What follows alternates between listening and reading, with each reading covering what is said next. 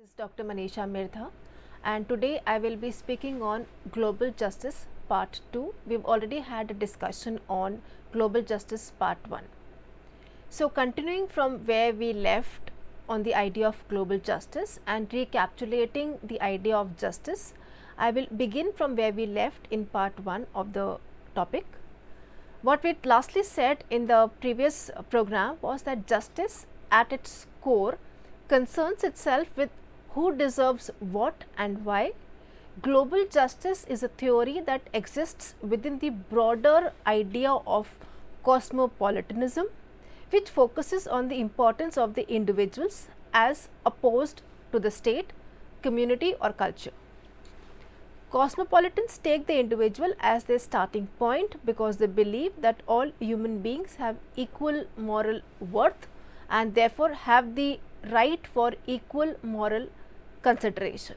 This is something which we have already spoken of, where we said that the individual is the major unit of concern within the narrative of global justice. Now, we will be moving towards different areas which are left towards the understanding of global justice, where we will identify the various goals of global justice. Although global justice usually asserts that individuals must be the central unit of moral concern while exploring global problems, however, it is important to note that these scholars themselves often prioritize different goals in order to ensure that individuals are the subject of equal moral concern. So, say for example, some scholars might emphasize the idea of human rights, whereas some would talk more about procedural justice, some would talk more about the importance of human capabilities, whereas some others might be concerned with fair global social processes. So, the goal might be different for different scholars of global justice, however, the final purpose is the same. It is also important to keep this diversity in mind while studying global justice. So, as I said that there might be different perspectives towards the goals of global justice, and in fact, this diversity of opinions on global justice makes the entire understanding and literature on global justice a very rich content, because no two scholars have the exact same aims, which actually implies a very healthy diversity of ideas within the field itself.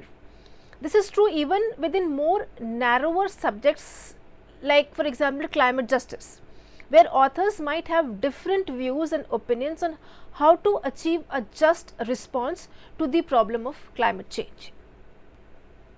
The new lens shows a deeply unjust global institutional order which enriches elites in both rich and poor countries while perpetuating the oppression and impoverishment of a majority of the human population. Let us look more deeply into some reasons that are prominently responsible for global justice. So, now we will be working on some reasons which have led to the debate on global justice. There are economic reasons, there are human rights reasons, there are issues of migration, environmental hazards, health, gender inequality, etc. So, let us begin with economic injustice, globalization and economic injustice. In the economic realm, globalization reflects the idea that no economy in the world is isolated and there is always an interlocking global economy which has absorbed various economies around the world. Just for your understanding, globalization is a term which includes an increasingly globally integrated economy which is dominated by transnational corporations that span across multiple countries. There is an increasing regulation of economic matters by these supranational organizations like the WTO, and there is a general commitment to removal of barriers to free trade and higher levels of economic interdependence. and especially the demise of Soviet Union in 1991, where there was this disintegration of USSR, this acted as a catalyst for global economic integration as the last major block of countries were absorbed into the global capitalist system. Now, as we all know that before the disintegration of USSR, there were these two major blocks thriving together, one which was the capitalist bloc, the western bloc, and the other which was the communist bloc, which is the eastern bloc. But with the demise of Soviet Union, there was a triumph of capitalist system. Economic globalization has reduced capacity of national governments to manage their economies and to resist their restructuring along free market principles. Its features include a globally integrated economy, regulations of economies by again supranational organizations, and a commitment to remove trade barriers to free trade. So, this leads to a very strong and high economic interdependence. Globalization has led to a very strong interdependence. But what is the effect of this economic interdependence or this globalization? And there is not one single view on this, there are various views, and there is not any single perspective which has emerged from that, because this has both benefits and costs.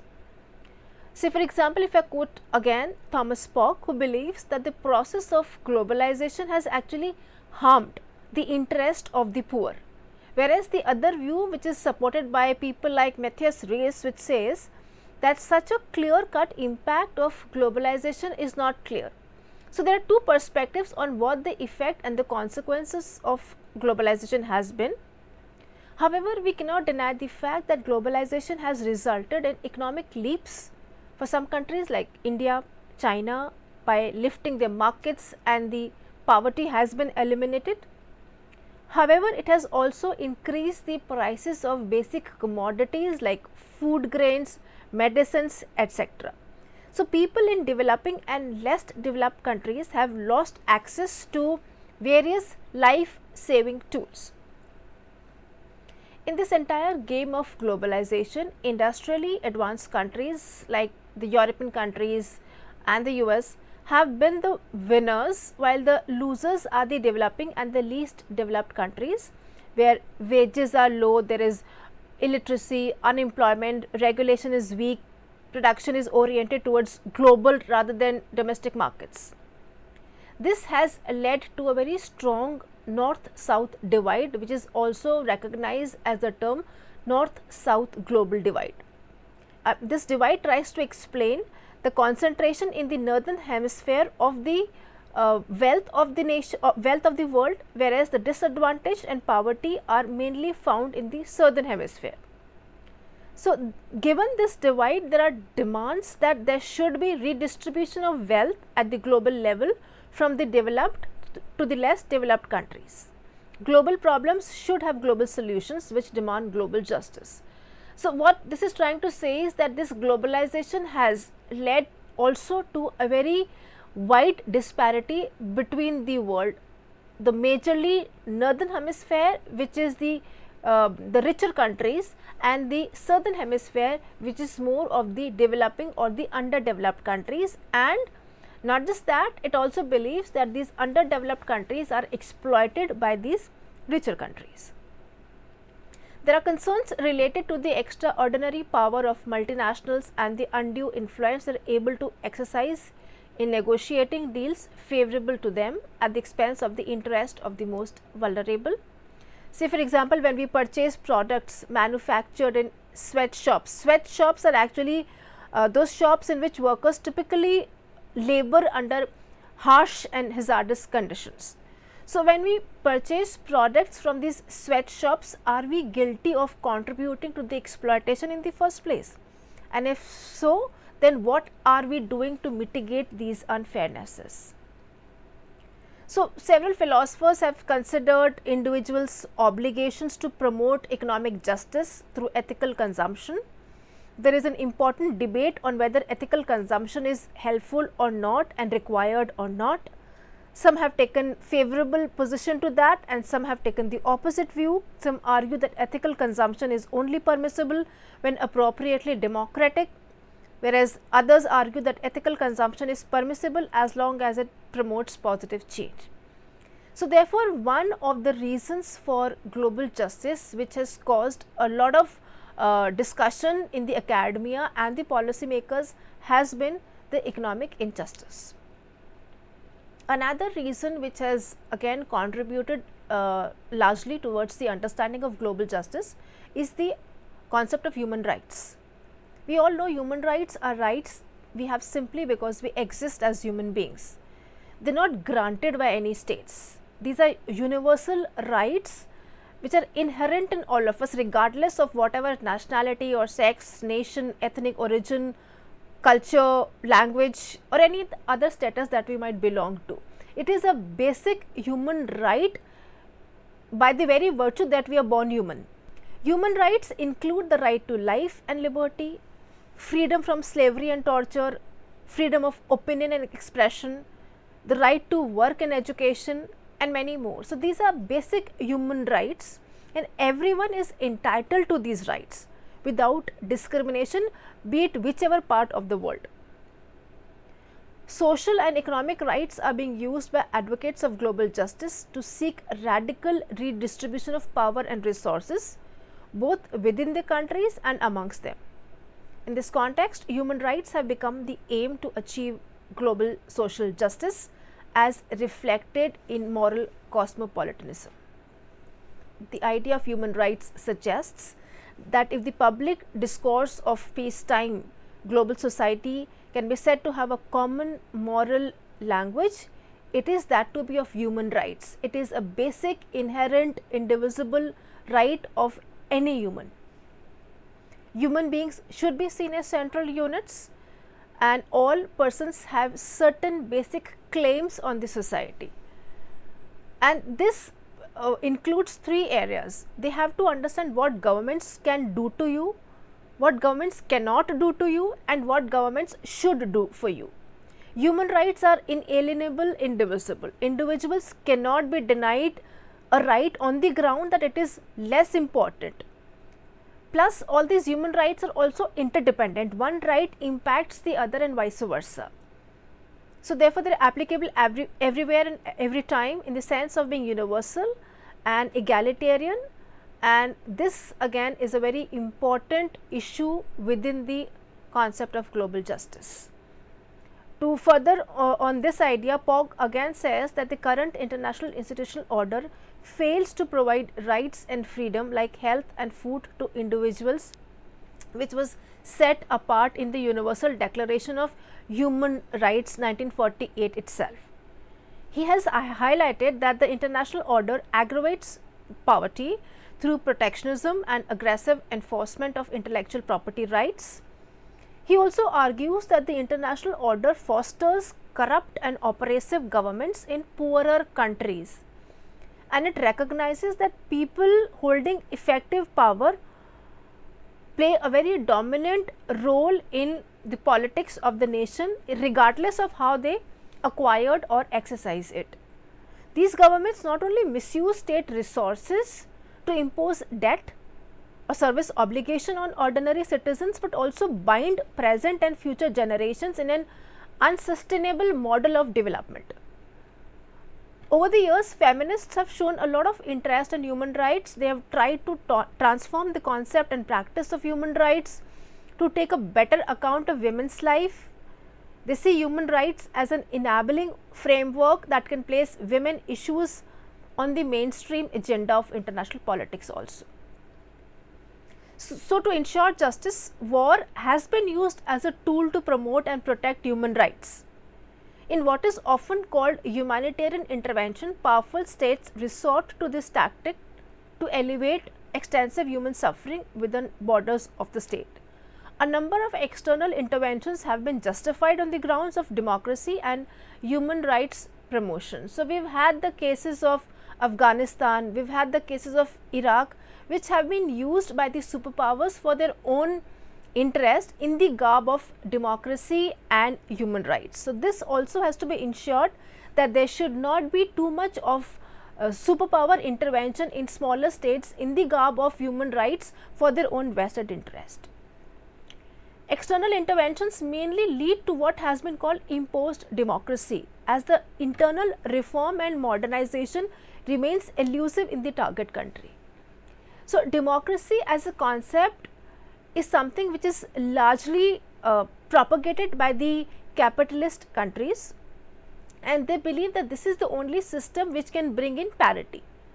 Not disagreeing with the idea, however, it has also to be seen that the state and the internal features of the state are ready for this kind of a democracy. Democracy cannot be pushed or forced on the state or the people of the state, because every state has a right to self-determination. As it is not the citizens of the country but outsiders who decide the type of government, this leads to a lot of trouble for the people. War is taken as an excuse. The war itself leads to violation of human rights, which defeats the purpose and the idea of human rights and global justice.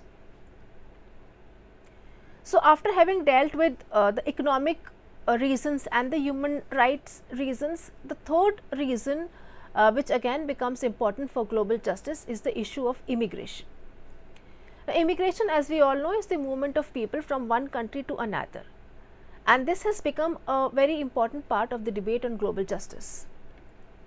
Conflicts around the world and disparities in living standards are two main issues that lead to movement of people from one country to another.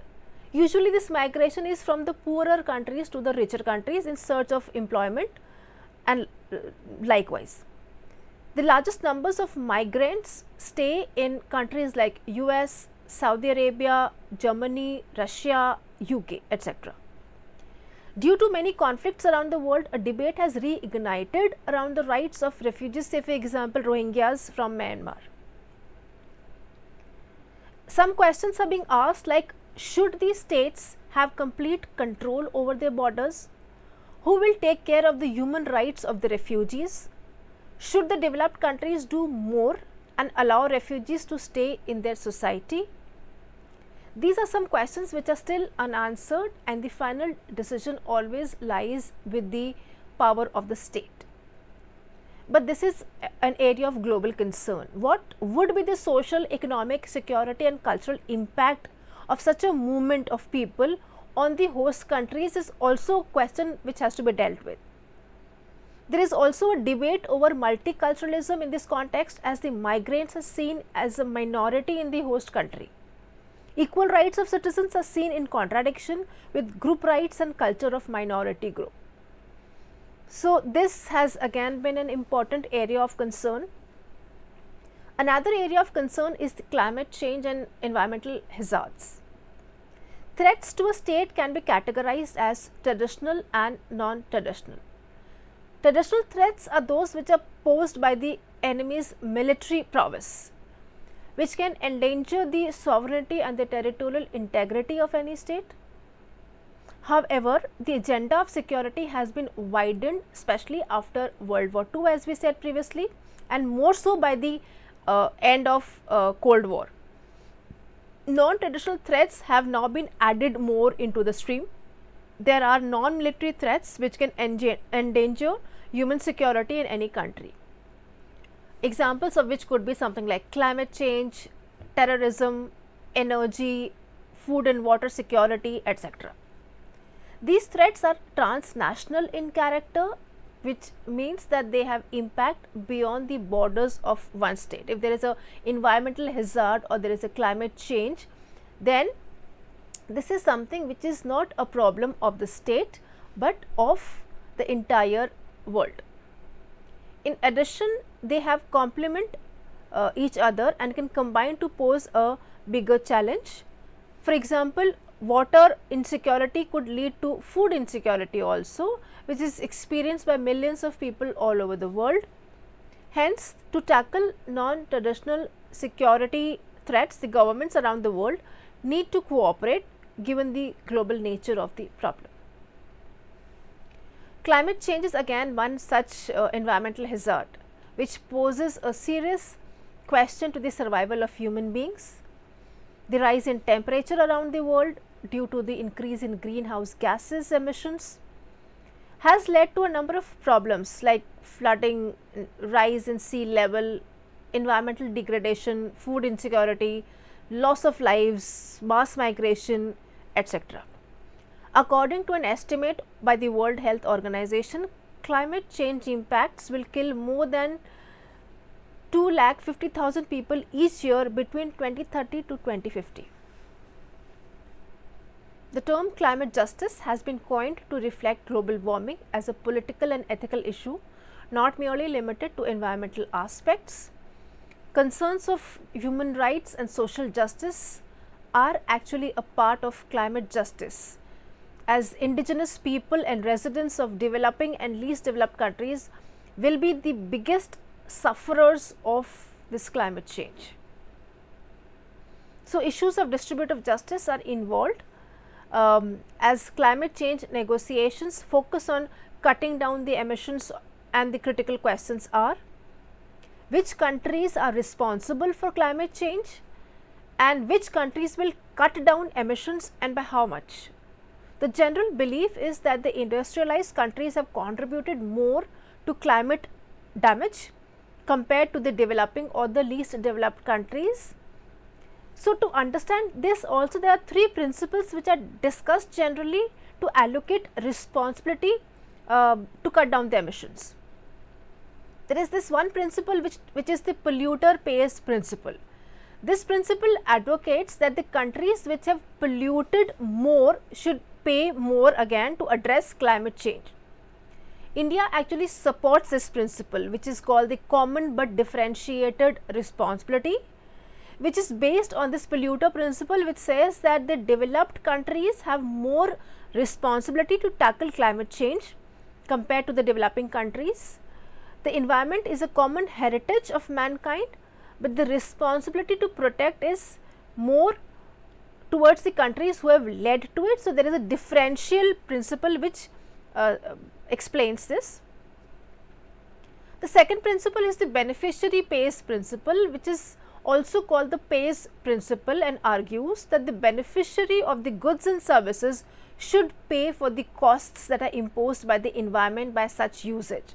So, the countries which are consuming more of these goods which have damaged environment are the ones who will pay more for this. For example, some countries impose green tax to be charged by consumers over use of goods that are not environmental friendly. And the third principle is the ability to pay principle. In contrast to the beneficiary pays principle, the ability to pay principle argues that the ability of the consumer to pay should be the determining criteria to decide who pays. If you have more, you pay more, as simple as that. This puts the burden to pay on the wealthy class. Just like we have examples of progressive taxation, it is something which is based on a similar principle.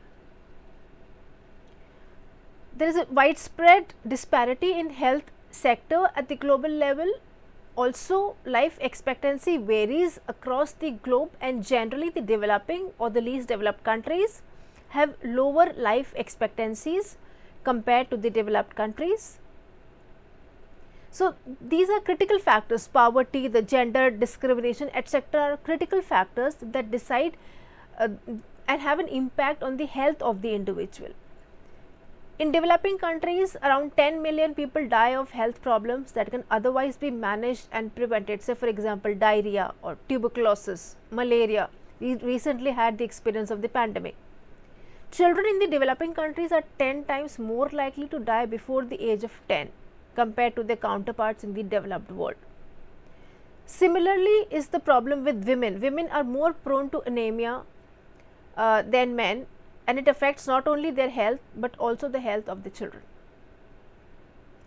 So, these are some issues of health, and apart from these issues, there are also concerns over the intellectual property rights regime under the WTO, as it raises the costs of the medicines for diseases like cancer, AIDS, etc., and puts them outside of the reach of the global poor. Women are generally treated as inferior in most of the cultures. Practices like honor killing, infanticide, mutilation, etc. persist, which are against human rights principle. The international awareness is growing around the issues of health and gender, and they are part of the Sustainable Development Goals envisaged by the UN to be achieved by 2030. Global justice seeks to bridge these disparities of gender and health at the global level to reflect the interests of the poor and the marginalized people. So, therefore, these are certain issues of health and gender inequalities. Having said this, we also have to understand that there are certain limitations to the idea of global justice.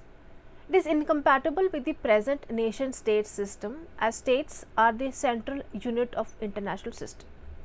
Having said and understanding the importance of global justice, we cannot deny the fact that all states are sovereign states and have complete jurisdiction on their own internal matters. States are sovereign internally and externally.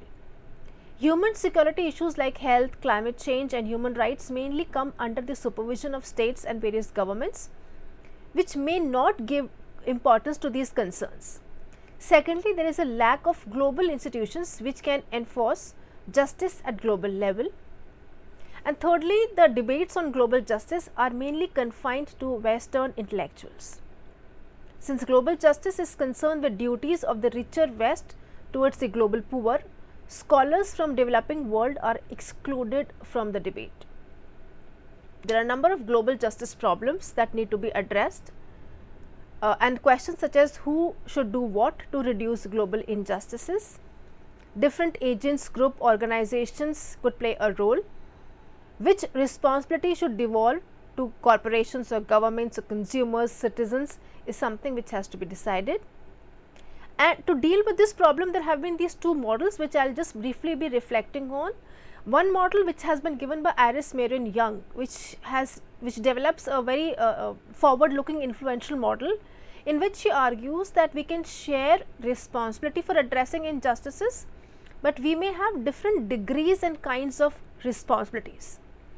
She offers different parameters of reasoning that can help individuals and organizations decide to do what makes the most sense for them to give their efforts to remedy injustice, considering that there are so many injustices, some of which we already spoke of. The parameters that she talks about are power, which means that we should focus on those areas where we have greater capacities to change the structural processes. She talks about privilege, where some people have more privilege than others to in relation to structures. Say for example, middle class clothing consumers have more discretionary income, choice and ability to absorb costs. They can change their purchasing practices. The third point talks about interest. All who have interest in changing oppressive structures have responsibilities in connection with remedying these. In fact, here this also includes and entails the victims who have important responsibility, since they have a great interest in eliminating this oppression.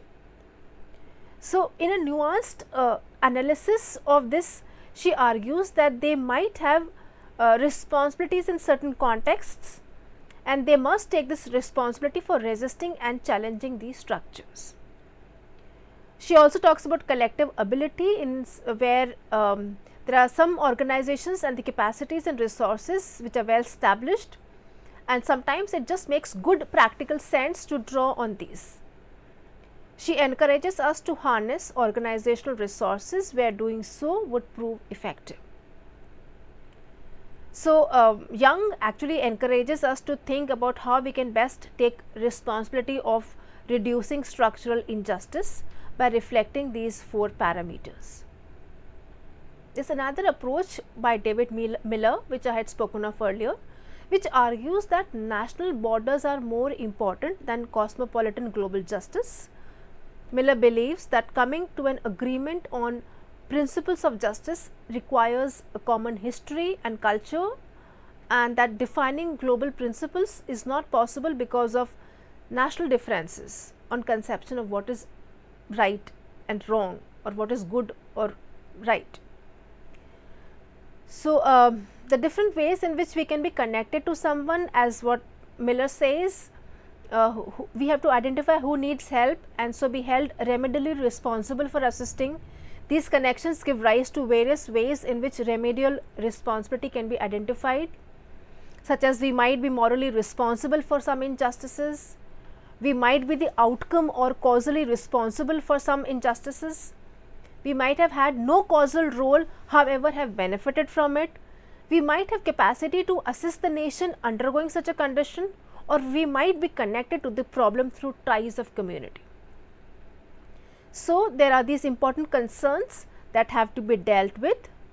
If we just sum up, the idea of global justice is relatively new. However, the various approaches that we dealt with will give us a more diversified approach towards understanding of this concept.